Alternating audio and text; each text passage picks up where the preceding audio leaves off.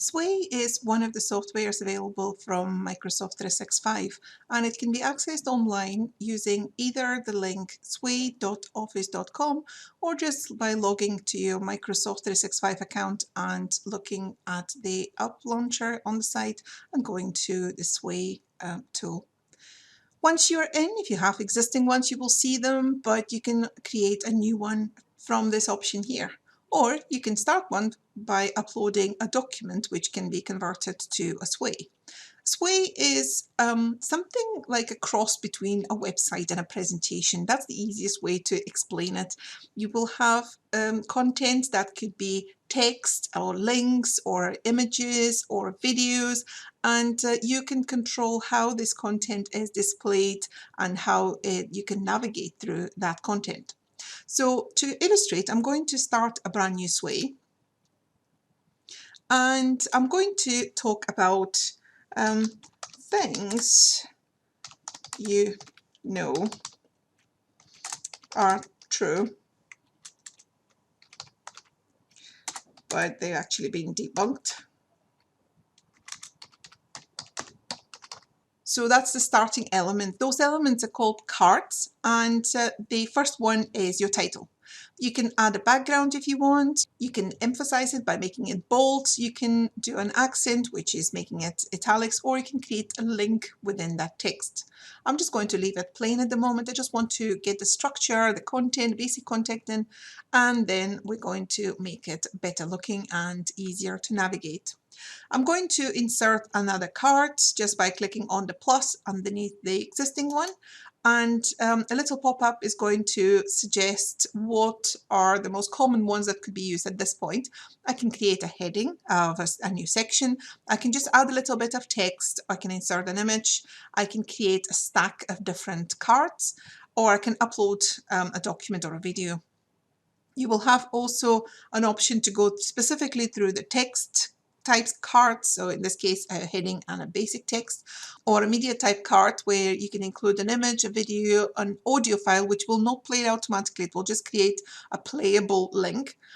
Or you can embed something like another website or a form or a document that you want to be displayed online, or you can upload a document that could be either converted or displayed as embedded. You have a group option where you can let the computer decide what kind of group that is.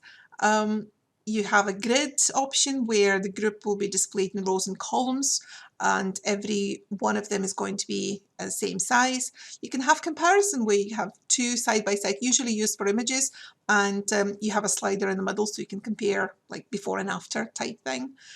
Or you have a stack where you have a stack of cards, literally physically, they look like a stack of cards, and you can flip through them. Or you can create a slideshow, similar to the slideshows you see in image sharing websites. So in my case, I want to create a heading type. And this first myth that I'm going to talk about is learning styles. And as I mentioned, I'm going to keep it plain and simple for the moment until I build the basic structure, and then I'm going to decide how it's going to look and how I'm going to navigate. So I'm going to create some content underneath that. First of all, I have some text that I've already prepared, but you can just write it here as well. So I'm going to add this text. And I've incorporated already my actual sources, the references that I needed, those that I know. And here I've made a note that I'll need to do a bit more research. So this is something that I will keep on editing. If you need to create a link, you can simply select and create a link. If you need to create a bulleted list, you literally can just click and start creating bullets. Or if you want numbered lists, again, you can do it that way. You don't have any other control similar to what you would have in Word. So for example, you cannot decide what font size to use. You have only the option to make it small or big. Those are the only two options you've got. Also, the type of font being used or the colors, all of those things are decided by changing the style, which I'm going to talk about a bit later. So that's my basic content.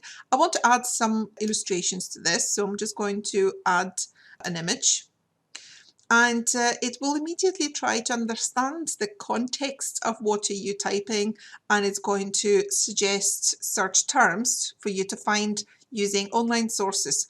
By default, it will search Creative Commons sources, but you can upload your own, which will be probably best so you know in advance all the different rules and regulations. You can definitely check that this image is not copyrighted and you're using it appropriately. You can also drag and drop an image here. So that's what I'm going to do because I've already prepared some images.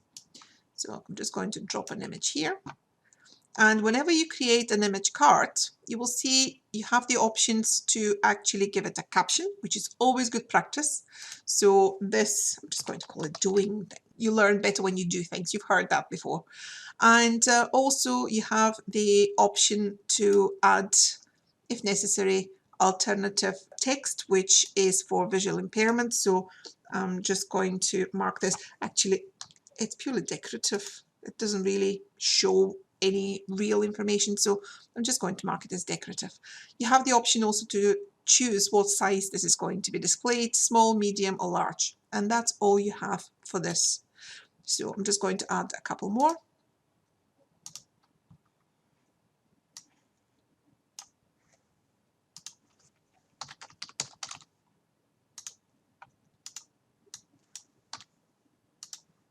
And one more.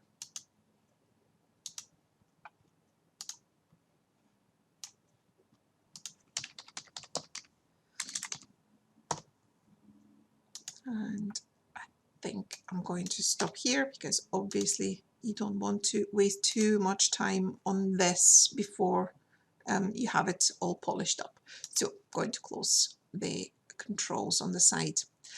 That is my basic content I'm going to use for learning styles. So before I go into trying to polish up, I'm just going to sketch the rest of the content because I don't want to be doing all the work myself. I want to involve my partners, part of my team. So I'm going to create a new heading, and the next topic I'm going to talk about is the digital natives. I'm sure you've heard that one as well. So digital natives, and I'm going to add a little bit of text here. Again, something I've prepared, but you can write it straight here. So I'm going to add illustrations, but before that, I just want to make sure I have the basic structure here. That is going to be about left brain, right brain.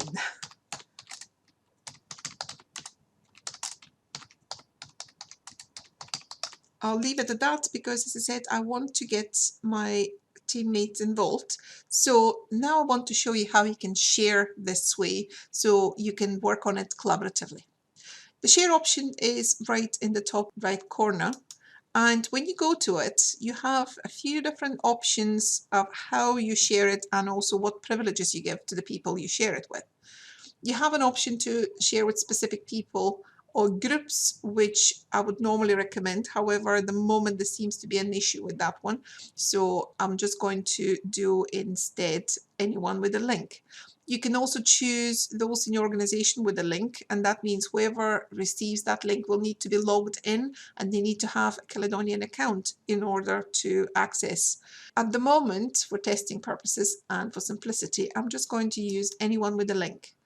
Once you have chosen how you're going to share this, you can choose what they can do after they've received that invitation to collaborate. They can only view it, which means they will be like your lectures when they're assessing it.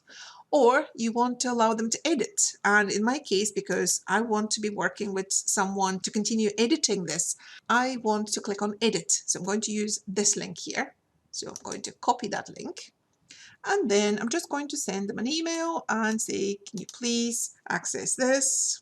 And make sure you tell them not to share this link because obviously anyone with that link can go in and edit, and you want only people that you trust to build the content to be able to do that. So I'm sending this. Hopefully my teammates are going to be soon inside and they'll be working. There is more options available here, which allow you to either set up a password, which could be another level of security. So if you want to definitely be sure that only the people you give the link to can access, you can also give them a password.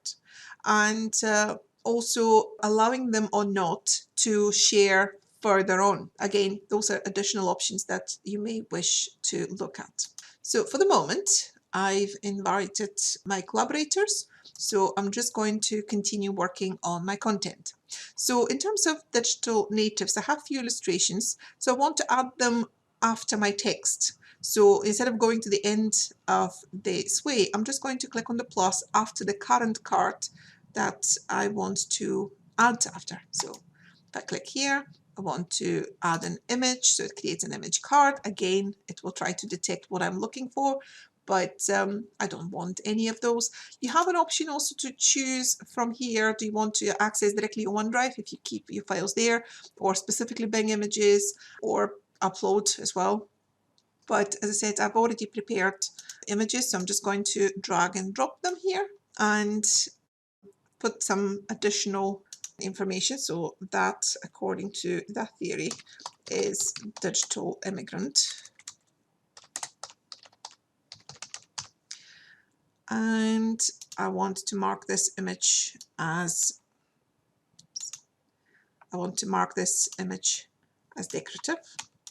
If you upload an image from a website, if you choose to search and upload it, it may already have alternative text which will automatically be populated. If you upload one by using the file the way I've done it, the alternative text by default is going to be the name of the file.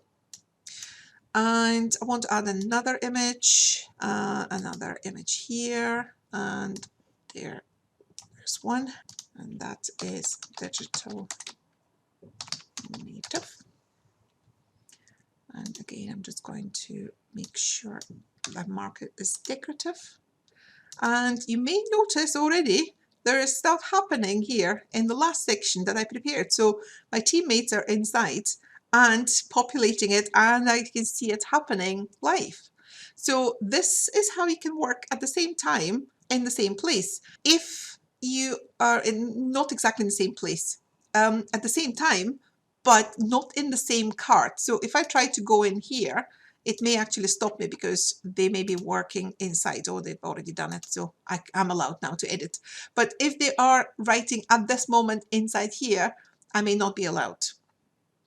So in terms of clashes, the system will control that, so you don't need to worry about that. I think I'm going to add one more image here, and then I'm going to concentrate in looking at how I can actually make this better. So this image here is going to be using the different theory about visitors and residents instead. So this is a digital visitor. If anyone interested, you can look up theories. So there is a digital visitor, and again, I want to mark this as a decorative image. Decorative, that's fine. Maybe I can add another, I can add a video in here as well. I already have one that I've selected. So I'm going to go inside here and have a look. So I'm going to add a video, but I already have it prepared. So I'm just going to go and embed the video. And to do that, I'll need to go to the share option of the video in YouTube and choose the embed option. And then I'm just going to copy the embed code, and then I'm just going to paste it here. Okay, done. And all the way through, you can see how the content starts to build up, but at the moment we have no idea how this looks. So it's good to play it to make sure you like the way the information flows. So I'm just going to play. And as you can see, it looks very different from what I saw while I was building up the cards, because the computer has picked up a style for it. And there is a scroll bar on the side, which means I can scroll down to read this. And there is my video that I've embedded. And you can scroll down to see the next section, which is about digital natives. And there is the text card and the images. And then the next section is about the left brain versus right brain. And you've got the text and more illustrations. To see the structure of the sway and to navigate to different sections, there is an option here at the bottom right corner which shows you the different sections and the beginning, the home page of the sway. So I can jump to a specific section. Once the sway becomes quite long, this is absolute lifesaver trying to navigate through it. And you can always stop the presentation just by pressing the escape, and it goes back to editing. Now, obviously, when you're creating the storyline as you saw, you just build the cards. But until you actually see it playing, you have no idea how the computer will organize them. And this is where it gets a bit tricky, because the computer tries to do the design for you, which a lot of the times is the right option. And in this case, it actually looked quite all right. But what you can do as well is you decide what style and navigation you would prefer.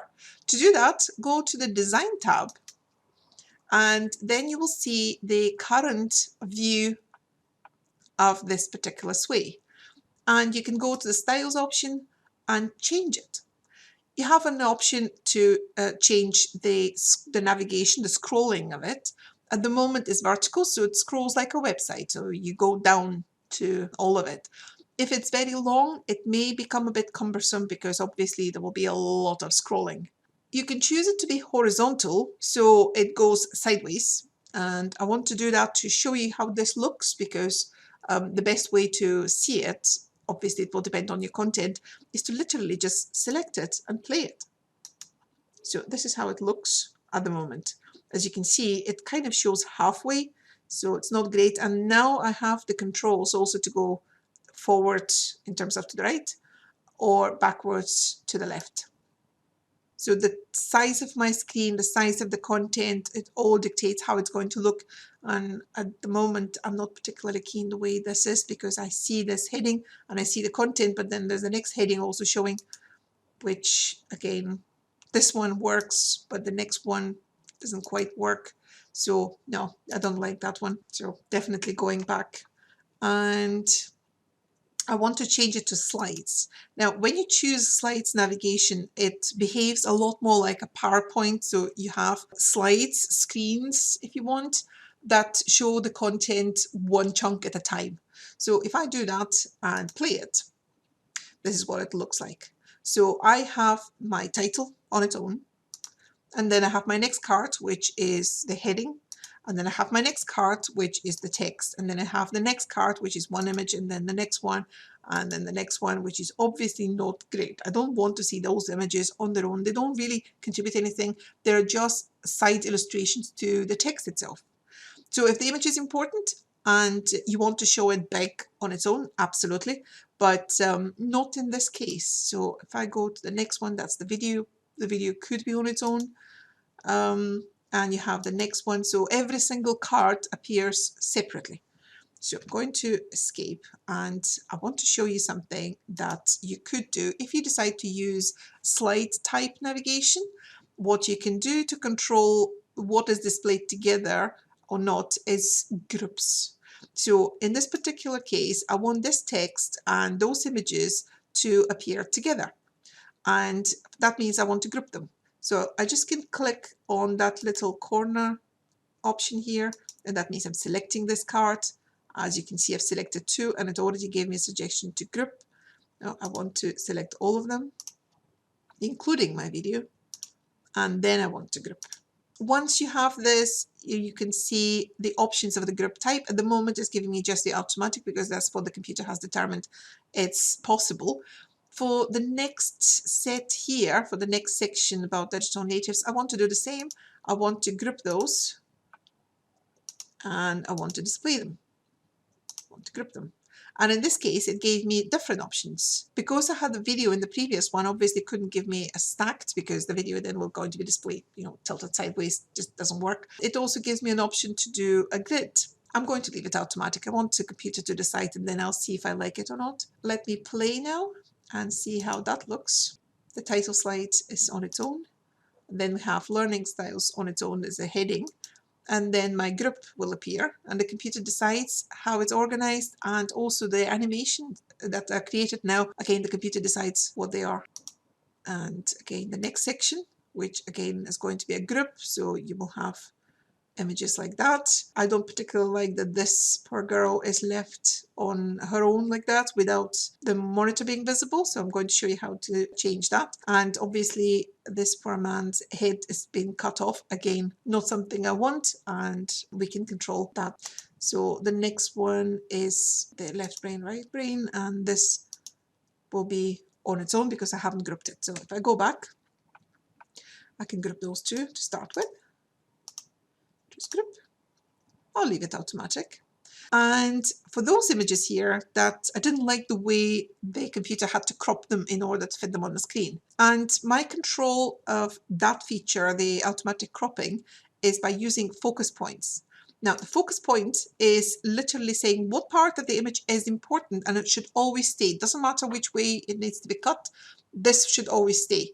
You can tick this box and say the entire image is important. So the computer basically will always make sure that this image is fully displayed. I'm not too bothered about the bottom half of the image, but I want the head and the computer visible. As you can see, the preview on different devices, this is the outcome. The whole head is missing here in the tablet preview. So I want to make sure this is important and this is important. And I do that by simply clicking on the areas that I want definitely visible. So I want here, I want here. And as I'm doing this, you can see the preview changing as well.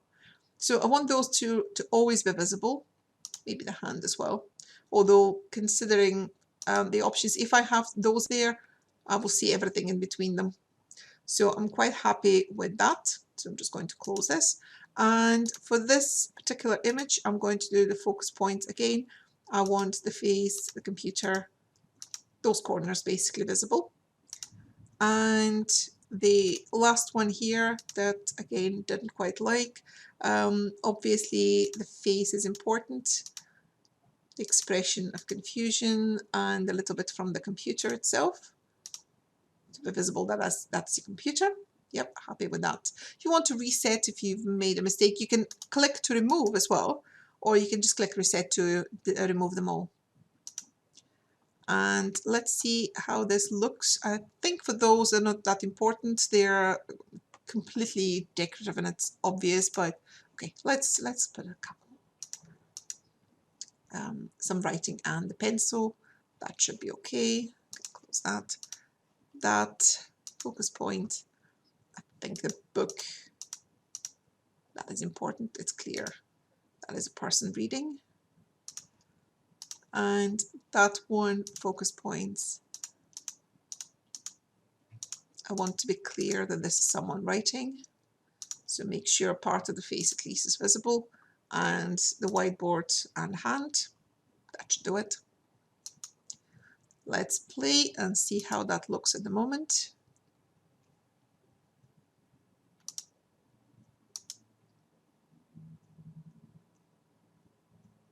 Okay, happy with that layout. Now let's see this section, because that section was the biggest change. So the image is now a lot better. Yes, I didn't need a lot of the background on that one, but I definitely needed more of that. So the computer automatically adjusted based on my focus points. So happy with that one.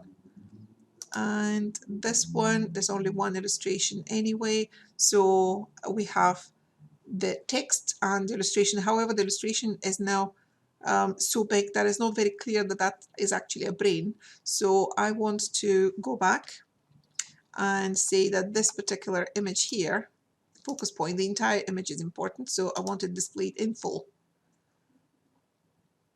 Okay. While you're building up your content and including your references in the text, it's also very important not to forget to include a section on your reference list. So I'm just going to go right at the end. I'm going to create a new card. And as you can see, I have an option to include a new card within this group or externally outside this group. I'm going to definitely do external. going to create a new section, which is going to be references. And I'm going to add text card, and I'm going to include my references up to date. As you're doing all of this, the computer automatically saves everything, so I don't need to worry about saving. Now that I have a better flow for the slide view, I can go and have a look at the different options for the design itself. The design is the background, the fonts, the colors, the overall feel of it. And there are plenty available with lots of different options. So you can try different ones, you can customize an existing one as well. I think at the moment I'm actually quite okay with that one, but I want to test another one. Just going to try this one. No, I don't like the fact that it started using a serif font, so I'm going to try this one. That is better. Let's play it and see how this one looks. That may be a bit too plain.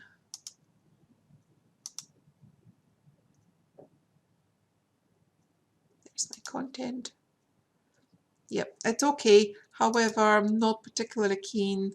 That is very, very plain now. So I may either change the style or add an image to the headings the way this is done here, because that definitely brings it a bit more to life. And now the full image is displayed. So if I go back and look at my design, I can either change the design. So I'm going to try a different one. Let's try this one. Don't like the background. That may be a bit better. Let's play. Yes, just that little extra line. Again, could be illustration here rather than this black. But definitely an improvement. Just a little bit of effect, a little bit of movement to keep the attention without overwhelming me. You don't want too much. Yes, definitely prefer that one. So I'm just going to keep that one for the moment because that works better for my content. It doesn't mean it's going to work with your content. So you just need to try with your content and see which of those different styles works, or customize one if you don't particularly like any of them. You can change also the navigation, as I mentioned, vertical, horizontal, or slides, depending on your content. See which one works best. So I'm going to go back to Storyline, and this is where you can start working on improving it, putting backgrounds if you want, if you don't particularly like the way it's displayed or you think it's going to be better. Background on the title card is always a good idea, but for the moment I'm just going to leave it empty because I want to make sure it's all finished before I fully polish it. But that is how you can build a sway. You create cards and you build the storyline based on your content by adding cards of different types, grouping them if necessary if you want them to be displayed together, and then looking through the navigation and making sure that works well with your content and choosing a style that works well with your content. The final thing I want to mention is exporting it, because if you are submitting this as an assignment, especially if it's going to be tested with Turnitin, you would want that to be either a PDF file or a Word document that you can then submit through Turnitin. You can do that very easily using the three dots here, and you can go to the export option, and you have the option to either export as a Word document or a PDF. With both Word and PDF, it will even export a preview of the video. Obviously, it doesn't play it, but the video that is exported becomes a link, and you can still navigate to the video itself. So in terms of preserving the content, it definitely does that. One more little note: when you're adding videos, please be mindful of how long those videos are, because you don't want whoever is viewing this sway to spend just as much time watching videos as they're reading the content. So be sensible with those. Keep them 2-3 minutes maximum. The shorter the better, obviously. and to add them if they actually contribute something, not because you can. The other important thing to mention is that although it is a collaborative tool and anybody can add or remove things from the Sway, there are no versions of the Sway. So if something is deleted, it is deleted. So whenever you think the Sway is in a good position to be kept as a backup version, backup copy, if you want, you can create your own duplicate of that Sway and just keep it as a backup. So in case something goes wrong and someone deletes something by mistake, while you're still in, you can undo. You have the Control Z option to undo. But if you want to restore a previous version, the only way is if you've created a backup copy. And you can create a duplicate copy by clicking again on the three dots here, and you have an option to duplicate this way. Whenever you do that, it's going to create a copy for you.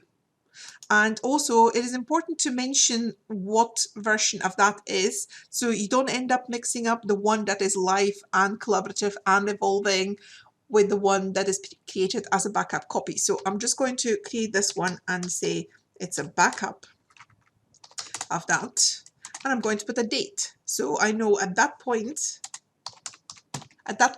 this is the backup copy.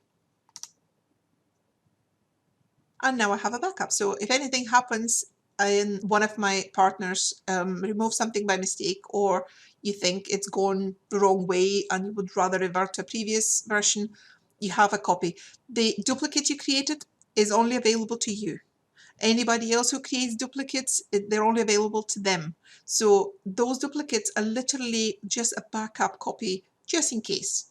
They are not the live collaborative work that you're still doing. So I'm going to go back to all of them, and you can see I have backup and I have my existing one. So that was a quick overview of what the Sway is and how you can work with Sway and work with it collaboratively. And links to extra resources are also provided, so you can go into details of what else is available and can be done in a Sway.